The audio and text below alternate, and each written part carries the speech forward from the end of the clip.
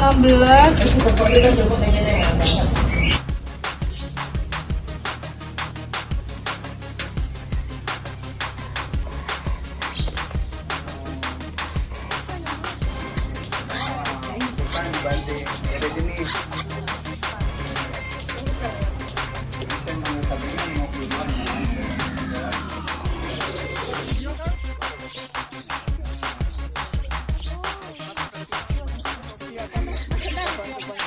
Bisa kan ngambilin dua.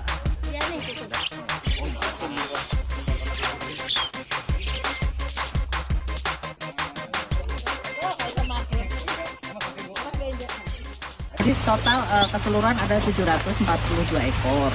Dia terdiri dari 18 jenis burung seperti jalak kebo ada 298, leci 147, kolibri king 119, kolibri sogon 14 ekor, kepodang 39, cucak ranting 33.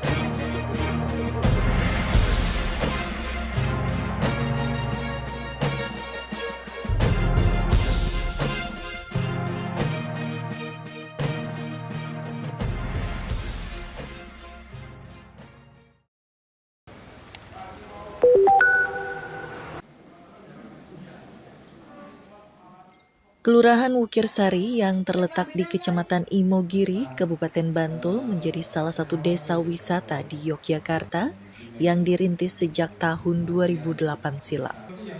Desa wisata ini menawarkan daya tarik wisata batik tulis, edukasi wayang kulit, makam raja hingga wisata alam. Pengembangan serta pengelolaan desa wisata batik tulis Wukirsari tersebut pun berjalan dengan baik hingga mampu menggait sekitar 45.000 wisatawan setiap tahunnya untuk berkunjung dengan omset mencapai 8 miliar rupiah per tahun. Keberhasilan tersebut membuat Dinas Pariwisata Provinsi Sulawesi Tenggara, Dispar Sultra, mengajak sejumlah kepala desa dari beberapa daerah di Sultra melakukan studi tiru di desa wisata batik tulis Wukirsari guna menciptakan desa wisata di wilayahnya. Sistem pengelolaan kami adalah CBT, Community Based Tourism. Kemudian kami ada koperasi jasa yang menaungi desa wisata. Salah satu unit usaha di koperasi jasa ini adalah desa wisata, kemudian galeri batik, ada homestay, dan ada jual beli bahan baku batik. Bagaimana bisa sharing terkait kelembagaan, kemudian pengelolaan paket wisata, dan yang paling terpenting adalah penguatan kapasitas SDM. Pendampingan atau penguatan kapasitas nanti itu akan menelaah dulu sejauh mana tantangan dan persoalan di masing-masing desa wisata. Karena yang kita mau adalah penguatan fundamental desa wisata ini. Dinas Pariwisata Sultra berharap melalui studi tiru dan edukasi ini, para kepala desa dapat mengadopsi sistem pengelolaan desa wisata yang baik dan berkelanjutan, sehingga bisa menggali sejumlah potensi wisata yang ada di desa masing-masing. Dari Bantul, Yogyakarta, Saharudin, Kantor Berita Antara mewartakan.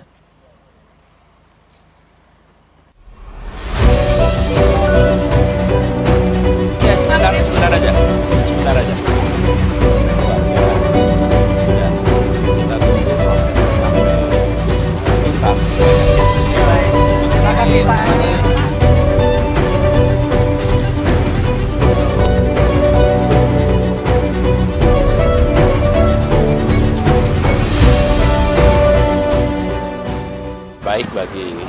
Tom Lembong dan keluarga, dan kita tunggu prosesnya sampai tuntas.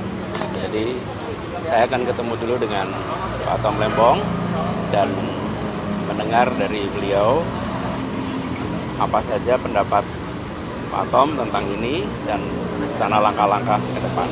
Nanti setelah itu dengan tim hukum baru nanti kita sampaikan apa yang akan menjadi langkah ke depannya. Ya. Iya, ini menurut saya langkah bijak, langkah baik ya.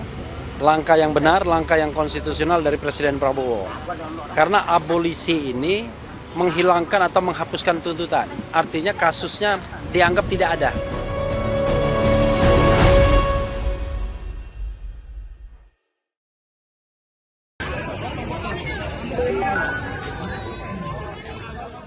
Pemerintah Provinsi Papua resmi mencanangkan peringatan HUT ke-80 Republik Indonesia Jumat 1 Agustus di halaman kantor Gubernur Papua Jayapura.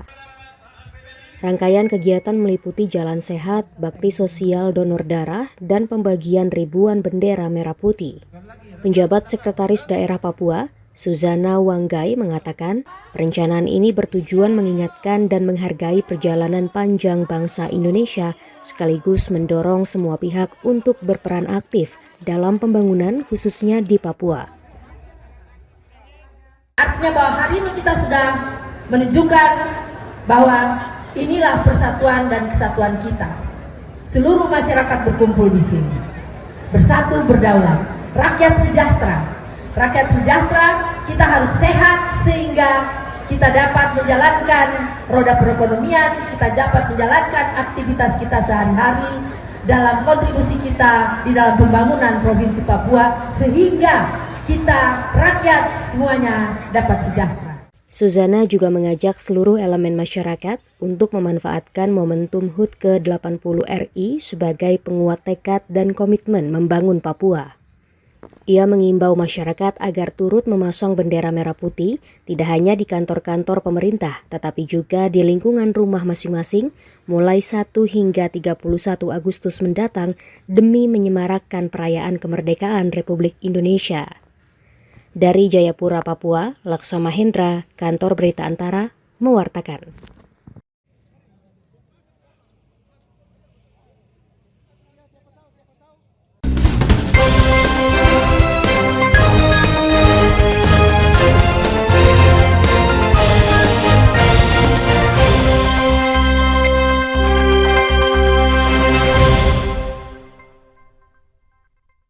Pengen deh lapor korupsi 198. tapi jangan-jangan gratifikasi ya? 198. Apaan sih 198? Mulai dari informasi gratifikasi, pengaduan dugaan pidana korupsi, hingga informasi publik apapun, cukup telepon ke 198.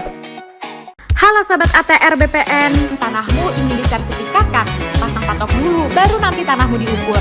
Kenapa harus pasang patok dulu? Ada keuntungan dari pasang patok. Pertama, pengamanan aset dengan kepastian batas bidang tanah. 2. Meminimalisir sengketa dengan pemilik bidang tanah yang berbatasan. 3. Memudahkan dan mempercepat petugas pertanahan untuk mengukur dan memetakan tanahmu. Pasang patok itu gampang, bisa dilakukan sendiri, karena bisa dibuat dari beton, pipa besi, pipa paralon, atau kayu. Tapi ingat, yang pertama, pemasangan patok itu harus kesepakatan antara pemilik tanah dengan tetangga yang berbatasan. 2. Ukuran patok tanah yang dibuat sekurang-kurangnya sepanjang 50 cm. Nah, kalau patok sudah terpasang, tanahmu bisa langsung diukur petugas Kementerian ATR BPN untuk ikut program pendaftaran tanah sistematis lengkap atau PTSL. Tanahmu jadi bisa lebih cepat bersertifikat. Ayo pasang patok tanahmu, pasang patok anti cekcok, anti caplok. Perbaharui dan amatilah isu-isu dan info terkini serta update wawasan Anda di Berita Kita yang menyuguhkan kabar-kabar daerah pilihan terbaik paling menarik seputar Kalimantan Barat dan sekitarnya. Puluhan masa masuk ke ruang rapat paripurna untuk Daud Yordan menjelaskan jika dia berlatih keras di Kayong Utara. Inilah lokasi perjudian yang berkedok permainan mesin ketangkasan. Saksikan Berita Kita setiap hari jam 18.30 malam dan jam 11 siang hanya di PON TV.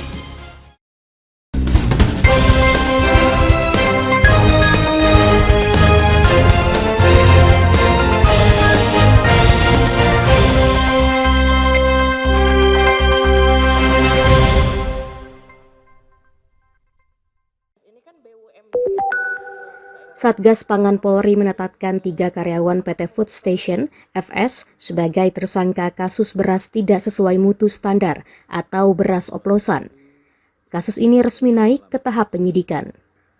Pada konferensi pers di Gedung Bareskrim Polri Jakarta Jumat 1 Agustus, Kepala Satgas Pangan Polri Direktur Tindak Pidana Ekonomi Khusus Dirtipideksus, Brigjen Pol Helvi Asegaf menyampaikan, penyidik menemukan sejumlah barang bukti yang menunjukkan ketiga tersangka melakukan penurunan kualitas mutu beras pada beras kategori premium produksi PT FS Cipinang Jaya, yaitu Setra Wangi, Setra Ramos Merah, Setra Ramos Biru, beras Setra Pulen, dan Resik. Berdasarkan fakta hasil penyidikan di atas, penyidik telah melakukan gelar perkara dan menemukan 2 alat bukti untuk meningkatkan status 3 orang karyawan PT FS menjadi tersangka, yaitu 1. Saudara KG selaku Direktur Utama PT FS. Yang kedua, Saudara RL selaku Direktur Operasional PT FS. Yang ketiga, Saudara RP selaku Kepala Seksi Quality Control PT FS. Selain menetapkan tersangka, Polri juga menyita barang bukti sebanyak 132,65 ton beras premium produksi PT FS, yang terdiri dari 127,3 ton dalam kemasan 5 kg dan 5,35 ton dalam kemasan 2,5 kg. Satgas Pangan Polri menjadwalkan pemeriksaan terhadap ketiga tersangka tersebut dalam 3 hari ke depan. Dari Jakarta, Setian Keharviana, Ibnu Zaki, Kantor Berita Antara, mewartakan.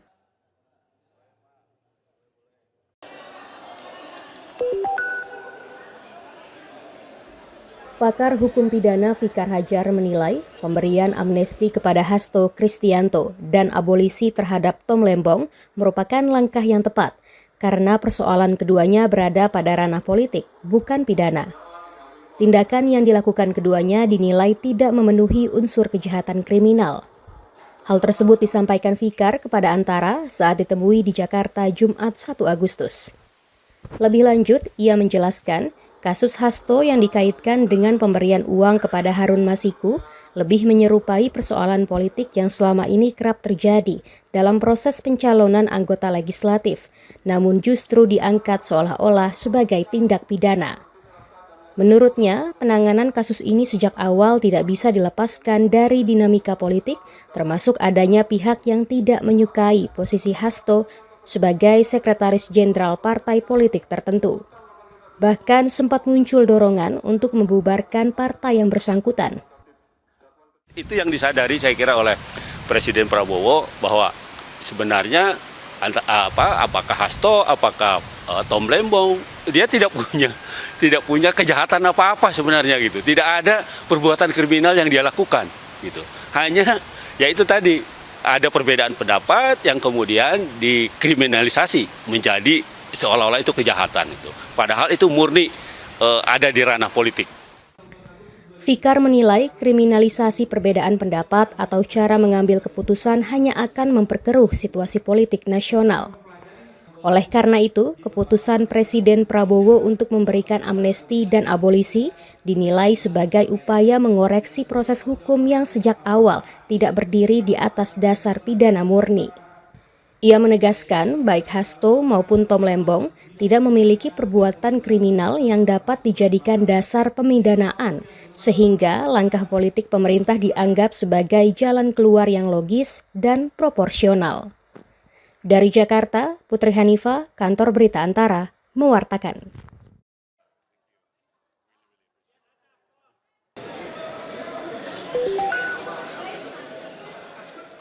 Komisi Pemberantasan Korupsi KPK masih menunggu surat keputusan resmi terkait amnesti atau penghapusan hukuman dari Presiden Prabowo Subianto untuk membebaskan Sekretaris Jenderal DPP PDIP Hasto Kristianto. Ditemui di Gedung Merah Putih KPK, Jakarta, Jumat 1 Agustus, juru bicara KPK, Budi Prasetyo mengatakan, pihaknya telah menangani kasus korupsi yang dilakukan oleh Hasto Kristianto dengan sangat baik dan cermat. Menurutnya, proses hukum yang dilakukan KPK tidak hanya sesuai dengan mekanisme dan kaidah-kaidah hukum, tetapi juga dilakukan dengan proses-proses penyelidikan, penyidikan, dan penuntutan dengan standar etik KPK. Pembebasan saudara HK ya, tidak lanjut dari amnesti yang diberikan oleh Presiden. Kami masih menunggu surat tersebut untuk tindak lanjutnya. Kita tentu masih sangat ingat begitu ya awal muasal dari perkara ini yang berangkat dari kegiatan tangkap tangan tahun 2020, di mana dalam proses penyelidikan, penyidikan, penuntutan semuanya sudah dilakukan. Pada Kamis malam 31 Juli 2025, DPR RI telah menyetujui permohonan pemberian amnesti terhadap Hasto Kristianto terkait kasus dugaan suap pergantian antar waktu (PAW) untuk calon anggota DPR RI Harun Masiku dan perintangan penyidikan. Pemberian amnesti tersebut dapat membatalkan keputusan yang telah ditetapkan Majelis Hakim Pengadilan Tindak Pidana Korupsi Jakarta pada 25 Juli lalu terhadap Hasto yang dinyatakan terbukti bersalah dan divonis pidana penjara selama 3 tahun 6 bulan serta denda 250 juta rupiah. Dari Jakarta, Cahyasari, Rio Faisal, Kantor Berita Antara, mewartakan.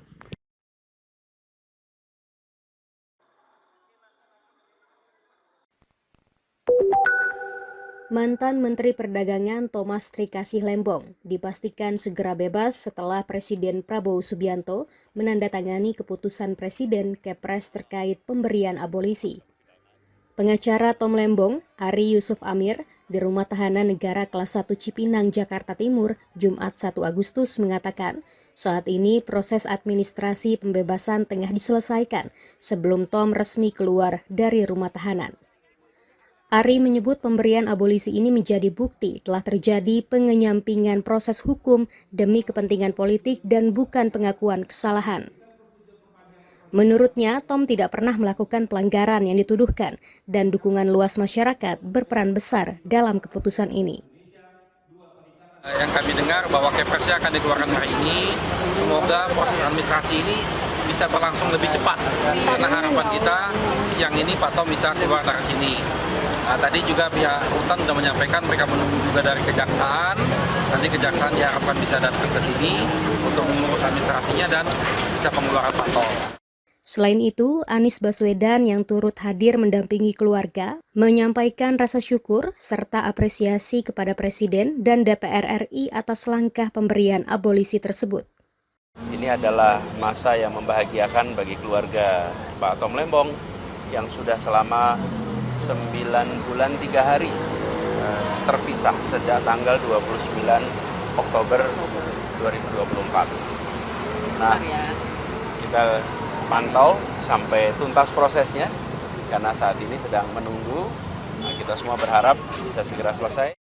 Anies juga menjelaskan bahwa ia sempat bertemu dengan Tom Lembong di Lapas Cipinang dan menganggap pembebasan ini sebagai jalan Tuhan dalam memberikan keadilan bagi Tom Lembong. Dari Jakarta, Putri Hanifah, Angga, Kantor Berita Antara, mewartakan.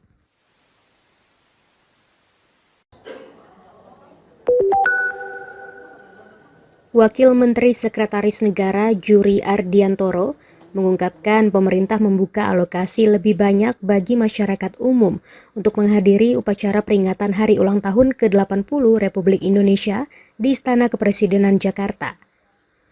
Dalam konferensi pers di Jakarta Jumat 1 Agustus, Juri mengatakan rangkaian kegiatan perayaan Hari Kemerdekaan selaras dengan penguatan optimisme masyarakat dan bangsa. Untuk itu, pemerintah ingin memastikan perayaan Hari Kemerdekaan RI berjalan inklusif. Pintu istana akan terbuka pada 17 Agustus mendatang dengan alokasi tamu terbanyak dari masyarakat umum. Jadi, dari 8.000 undangan atau 8.000 peserta upacara, 80%-nya adalah masyarakat umum. Kita akan mengurangi jumlah pejabat-pejabat dan menambah alokasi untuk masyarakat umum. Bagi masyarakat yang ingin menghadiri upacara tersebut dapat mendaftar secara daring melalui aplikasi Pandang Istana yang akan dibuka pada 4 Agustus mendatang. Selain upacara, akan digelar pula pesta rakyat di halaman tengah Istana Kepresidenan, di mana masyarakat yang hadir dapat menikmati berbagai hidangan dari para pedagang kaki lima yang dilibatkan. Sementara bagi warga yang tidak dapat mengikuti upacara langsung di istana diminta untuk tidak berkecil hati karena berbagai rangkaian acara juga dilaksanakan di kawasan Monumen Nasional sepanjang hari. Dari Jakarta, Arya Sindiara, Suci Nurhaliza, Kantor Berita Antara, mewartakan.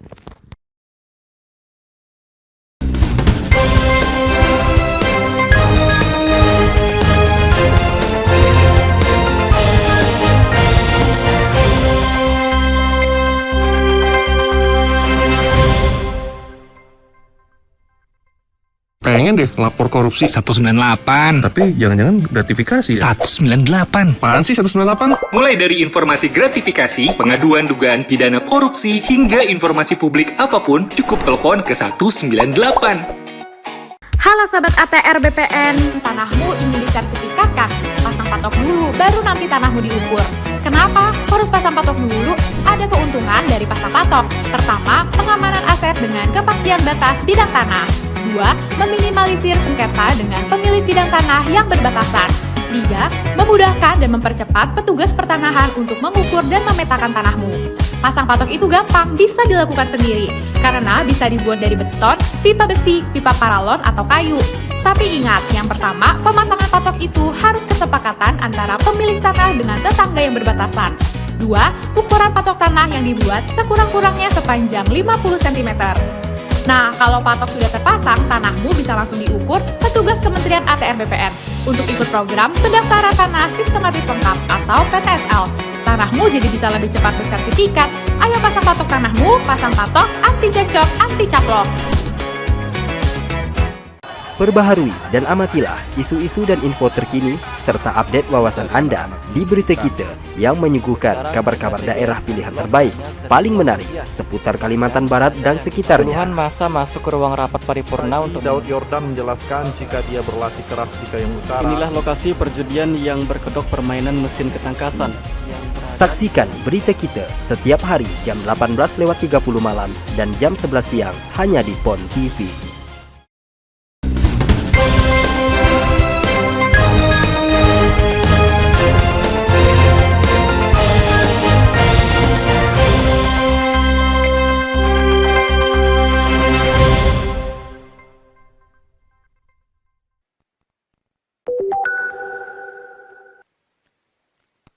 Kebijakan abolisi untuk ex-Menteri Perdagangan Thomas Trikasi Lembong dan amnesti untuk 1.116 orang, termasuk Sekretaris Jenderal PDI Perjuangan Hasto Kristianto, menjadi langkah yang diambil Presiden Prabowo Subianto untuk mempersatukan seluruh elemen bangsa. Hal itu disampaikan Wakil Menteri Sekretaris Negara Juri Ardiantoro dalam konferensi pers di Istana Kepresidenan Jakarta Jumat 1 Agustus. Saat ditanya awak media terkait kebijakan tersebut, Juri menjelaskan pemberian abolisi dan amnesti bertepatan dengan rangkaian peringatan HUT ke-80 Republik Indonesia dan kedua nama tersebut sudah memenuhi kriteria untuk mendapatkannya. Jadi kebijakan apapun termasuk kebijakan politik demi persatuan dan kesatuan, Bapak Presiden akan mengambil langkah tersebut. Jadi kalau misalnya pemberian abolisi, amnesti, atau juga kebijakan lain yang bisa dimaknai dan bisa menjadi faktor mempererat, mempersatukan seluruh elemen bangsa akan dilakukan. Menurut Juri, Presiden Prabowo meyakini bahwa gotong royong dan persatuan dibutuhkan demi mencapai kemajuan bangsa. Ia pun menegaskan tidak ada intervensi hukum yang dilakukan dalam pengambilan kebijakan itu dan menyebut Presiden menghargai juga menghormati proses hukum yang telah berjalan. Dari Jakarta, Arya Sindiara, Suci Nurhaliza, Kantor Berita Antara, mewartakan.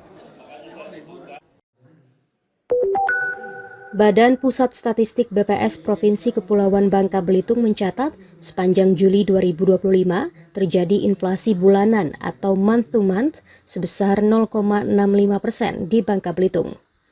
Komoditas utama sebagai penyumbang inflasi adalah daging ayam ras, bawang merah, dan ikan kerisi. Usai menyampaikan berita resmi statistik di Pangkal Pinang pada Jumat 1 Agustus, Kepala BPS Bangka Belitung Toto Haryanto Silitonga mengatakan meningkatnya harga daging ayam ras berkaitan dengan sejumlah hal yang terjadi pada Juli lalu, termasuk konsumsi pasca Idul Adha. Sedangkan meningkatnya harga bawang merah dan ikan kerisi disebabkan oleh produksi yang menurun bersamaan dengan iklim yang tidak mendukung. Kalau daging ayam untuk kebutuhan kemarin Idul Adha dan sebagai bawang merah memang produksi dari provinsi yang produksi itu mempengaruhi juga kenaikannya, iklim dan sebagainya mempengaruhi karena kita masih tergantung dengan produsen dari bawang Brebes. Ya disitulah mereka juga akan mensuplai ke provinsi-provinsi yang lain. Toto menambahkan perlu kerjasama antar daerah yang lebih intens agar gejolak harga tidak terlalu berdampak pada daerah yang masih bergantung dengan pasokan komoditas dari luar. Ia menyarankan pemerintah daerah harus mampu menjaga pasokan dan distribusi agar inflasi di Provinsi Kepulauan Bangka Belitung stabil dan terjaga. Dari Pangkal Pinang, Bangka Belitung, Chandrika Purnama Dewi, Kantor Berita Antara, mewartakan.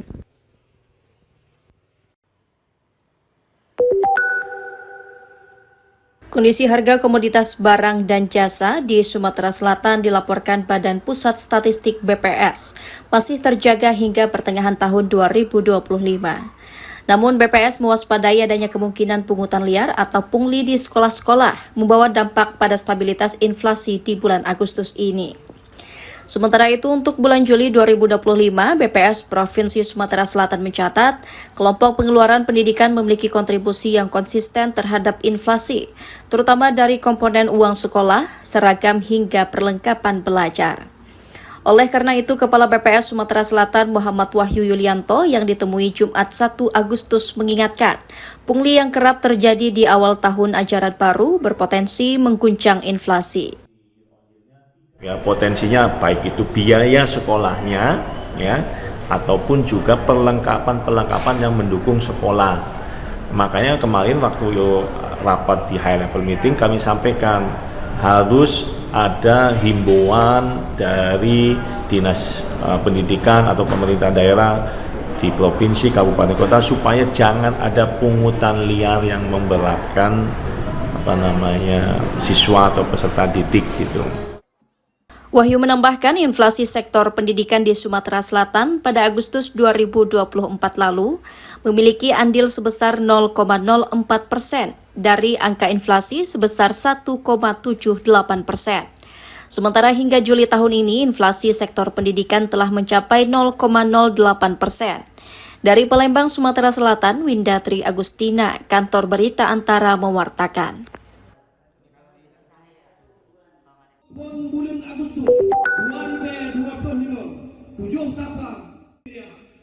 Sebagai bentuk pelestarian budaya, pemerintah Kota Lok Sumawe, Provinsi Aceh menginstruksikan seluruh jajaran pemerintahan dan sekolah untuk menggunakan bahasa Aceh setiap hari Jumat. Instruksi ini dikeluarkan langsung oleh Wali Kota Sayuti Abu Bakar dan diresmikan dalam apel bernuansa Aceh di Lapangan Hirak Jumat 1 Agustus. Langkah ini diambil sebagai upaya mengembalikan identitas budaya Aceh yang mulai tergerus oleh pengaruh budaya asing, khususnya di kalangan generasi muda. Tak hanya bahasa, pemerintah juga berkomitmen melestarikan berbagai kerajinan khas Aceh seperti alat musik canang cerkeh, serta batik bermotif Aceh dan Lok Sumawe. Kami khawatir ke depannya, apalagi ada hasil penelitian dari berbagai lembaga keilmuan bahwa bahasa Aceh ini terancam punah.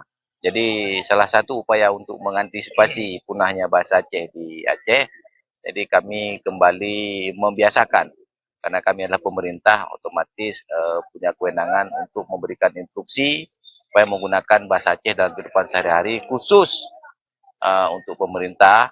Kantor pemerintah itu kita wajibkan setiap hari Jumat. Pemerintah Kota Lok Sumawe juga berharap seluruh elemen masyarakat dapat bekerja sama menjaga warisan budaya.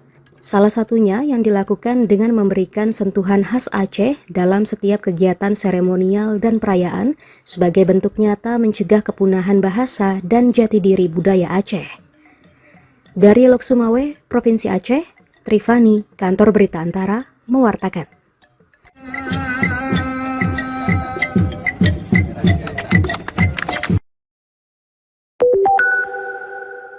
Guna memperluas jangkauan ekspor produk non-migas, Kementerian Perdagangan resmi meluncurkan Export Center di 2 lokasi, yaitu Balikpapan, Kalimantan Timur, dan Batam, Kepulauan Riau, Jumat 1 Agustus. Menteri Perdagangan Budi Santoso menyebutkan, Export Center menjadi sarana pemasaran dan pencocokan bisnis antara pelaku UMKM dengan pembeli mancanegara. Fasilitas ini juga membantu UMKM dalam standarisasi produk, pengemasan, hingga pelatihan ekspor untuk tembus pasar global. Karena kita ini sudah terbukti UMKM kita itu banyak yang bisa ekspor, yang kita fasilitasi karena kita mempunyai perwakilan dagang, kita punya atas perdagangan, kita punya ITPC di 33 negara. Nah mereka itulah marketing kita, mereka itulah yang jualan. Jadi kita bina di sini, kita ajarin dulu produknya, packagingnya kita ajarin di Export Center. Kita ajarin cara ekspor, packagingnya seperti apa, manajemennya seperti apa, sambil kita cari buyer. Kehadiran Export Center juga memangkas rantai distribusi bagi produk lokal di Kalimantan Timur. Jika sebelumnya harus melalui Jakarta atau Kalbar, kedepannya diharapkan ekspor dapat berangkat langsung dari Balikpapan. Hari ini dikirimnya tidak langsung ke ekspor, tetapi dikirimnya melalui Kalbar Pontianak. Nah sekarang dengan adanya ekspor center Balikpapan ini, mudah-mudahan nanti dari sini langsung bisa direct. Begitu juga dengan barang-barang kita yang hari ini dikirim. Rata-rata dikirimnya dari Kalimantan Timur, khususnya Balikpapan, dikirim ke Jakarta dulu, baru dikirim ke Singapura. Kedepannya mudah-mudahan bisa langsung dari Balikpapan, langsung direct Singapura. Sejak beroperasi awal tahun ini, Export Center Kaltim telah mencatat transaksi hingga 90 juta dolar Amerika Serikat untuk berbagai produk, termasuk wastra, makanan ringan, hingga aksesoris. Dari Balikpapan, Kalimantan Timur, Hanifan Ma'ruf, Kantor Berita Antara, mewartakan.